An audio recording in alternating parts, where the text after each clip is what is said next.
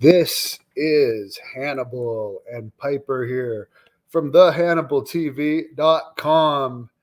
And Ric Flair has announced his last match, which who knows if it'll actually be his last match or not, but that's what they're billing it as, July 31st. I don't think we would have been satisfied with anybody, but it's Ric Flair teaming up with Charlotte's third husband, Andrade, versus Jeff Jarrett and Jay Lethal, who Ric Flair has been training with in preparation to return to the ring. And they'll be managed by Kurt Angle's ex-wife, Karen Jarrett.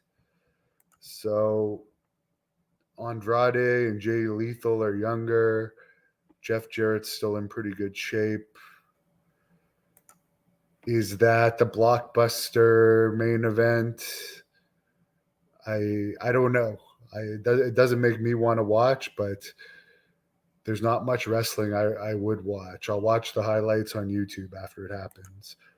SmackDown did a 0.47 rating on Friday. Rampage did a 0.14 rating. And Brandy Rhodes has told Muscle and Fitness she plans on returning to the ring. And by the way, the Blood Hunter is returning to the ring September 3rd in Petawawa, Ontario, in the Ottawa Valley, along with Nova, the Great North Wrestling Women's Champion of Canada, Vipress, Jessica Black, Jeremy Prophet, Eve, and a host of others for the Hannibal TV taping. And there might be some footage. It should be confirmed this week. There's probably going to be some footage taken at that event for the upcoming Blood Hunter Thirst and Rage movie, which I think all the Great North Wrestling fans would be happy about, because we've had so many loyal fans throughout our 13-year history that I think they'll want to come and potentially be in the movie. William gives a woo for Ric Flair. I would hardly give a woo over that. Who would I want to see Flair against? I wonder who would I actually see pay to see Ric Flair against? As cheesy as it sounds, Hulk Hogan. Just because they're both so old, it would almost be funny how old they are. Wrestling, but I'd like to see Flair actually beat Hulk Hogan. For some reason, I would still want to see that. That's the match that, for some reason, I think would have been a better Ric Flair last match. But I'm sure Hogan is incredibly beat up by now and more accepting of his age and needs the money less than Flair. RDY, well, now his daughter's third husband can say he tagged with Ric Flair. But to me, like, it would have been better Ric Flair against Jay Lethal. No offense to Andrade, but I have like zero interest in watching him wrestle. It actually makes me less interested in watching the match. Even though I know Ric Flair and Jay Lethal are friends, I would have rather seen them in a single.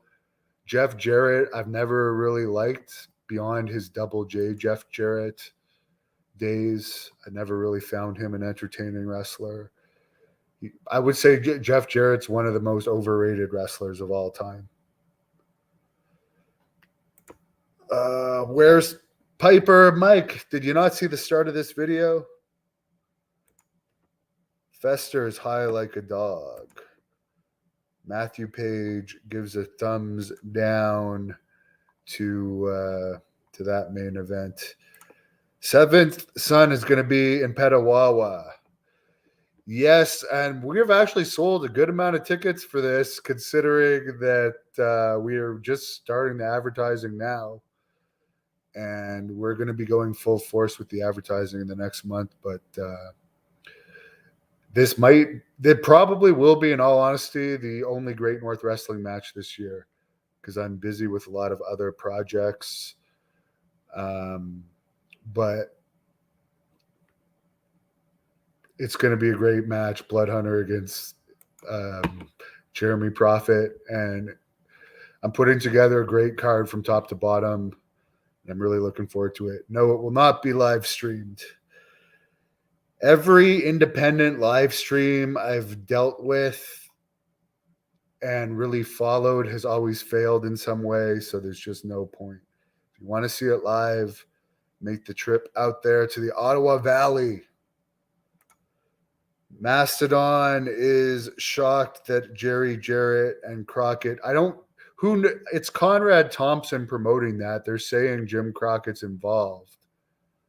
But to say Jerry Jarrett, it's Jeff Jarrett. I don't know how close Jeff and Jerry are now, but I know Jeff has refused to do an interview with me because I interviewed his dad. So I wouldn't say that Jeff and Jerry are that close if he's still mad at me over an interview that his dad did with me. So whatever feud the Jarretts and the Crockettts had in 2022, they're deep into their senior citizenships. And I don't think there's going to be any heat, but I doubt Jerry Jarrett's involved with that. I seem to recall from my shoot interview with Jerry Jarrett, which is about 4 hours long, by the way. If anyone hasn't seen that, watch it. I don't think Jerry Jarrett liked Ric Flair too much. Bobby Lincoln says that match is going to suck. Dale, I would actually have liked to see Ric Flair against Barry Windham. And no offense, I like Barry Windham, but just because of the weight gain Barry Windham is at right now, it would kind of be funny to see. For some reason, I like matches that are really bad. And I think Barry Windham at the 300 and some odd pounds he's at now, probably maybe even close to 400 last time I saw him. Because he's like 6'6", and he's huge. Against Ric Flair, both as senior citizens, that would be hilarious. Dale, yeah, the fans are going to come to the Great North Wrestling match. I have no doubt about that. People are excited about it. Everyone in the town is excited because it's actually going to be the first wrestling event in the Ottawa Valley since COVID. So we're all pumped about that. More information on that is at thehannibaltv.com. But thank you. I hope people liked that tag team match with Ric Flair and Andrade. But as I said, to me, Andrade is one of the most boring. I don't watch wrestling, so most of them are boring to me. But Andrade is like, for whatever reason, he just has zero appeal to me. And I would have rather seen Ric Flair against Jay Lethal in a singles, or even Ric Flair against Jeff Jarrett. Karen Jarrett on the outside, to me, that's just like a wife trying to get her name out there, because really, seriously, why do we have to see Karen Jarrett? Like, honestly, guys, tell me in the comments, does Karen Jarrett managing Jay Lethal and Jeff Jarrett really make that match more appealing? I don't know. I really don't know. That to me is Jeff Jarrett being whipped and his wife demanding that she be involved in it somehow. But that's just my opinion. Who knows? But good for them. Hope everyone enjoys that match. I'll stick to the highlights, or if someone uploads it on YouTube after, I'll skim through it. And by the way, Ric Flair did do an interview with John Paz, but just for the record, I requested one with him, and he did not give me one. So I know he's done one with a bunch of other people, but for whatever reason, he doesn't want to do one with me. And I have nothing against him. But he did refuse to do one with me in person before, too, at the Rhode Island Comic Con. His wife, Wendy, he was almost going to say yes, and his wife, Wendy, shot it down. It was only going to be a quick one. So I don't know if I'll ever get to interview Ric Flair, unless he becomes so poor that that he needs to like get payoffs from people like me to do them. But for instance, I know he did the one with John Paz for free. So it's funny that he wouldn't do an interview with the number one shoot interviewer on the internet, and the number one shoot interviewer in Canada. But that's his choice. Have a wonderful evening. Thank you for watching the Hannibal TV. Please help me out and like this video, then click the subscribe and get notifications buttons so you don't miss any of my latest shoot interviews, match videos, or news updates. Follow us on Facebook at The Hannibal TV for more live streams and videos. And while you're at it, follow us on Instagram and Twitter